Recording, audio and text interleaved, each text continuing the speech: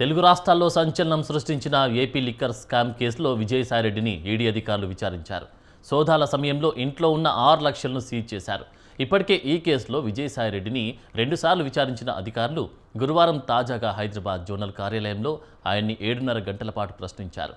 ED ఎంక్వైరీపై స్పందించిన విజయసాయిరెడ్డి కేసుతో తనకు ఎలాంటి సంబంధం లేదన్నారు.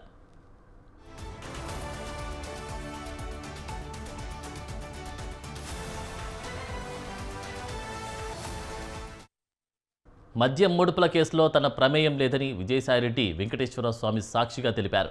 మద్యం కేసులో కర్త కర్మ క్రియ అన్ని రాజ్ కేసిరెడ్డికి అన్న విజయసాయిరెడ్డి లిక్కర్ కేసులో తాను ఎవరి పేర్లు చెప్పలేదని స్పష్టం చేశారు.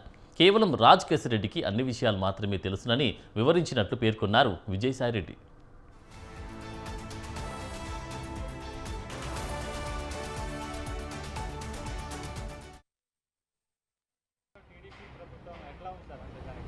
అధ్వానంగా ఉంది. టీడీపీ ప్రభుత్వం అధ్వానంగా ఉంది. పక్షపాత ధోరణి, కుల వివక్షత, అసమర్థత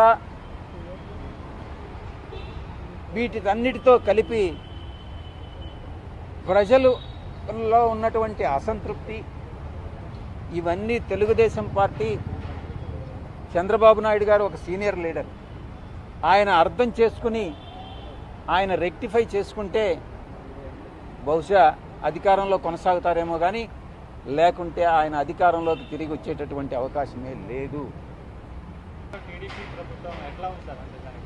అధ్వానంగా ఉంది. టీడీపీ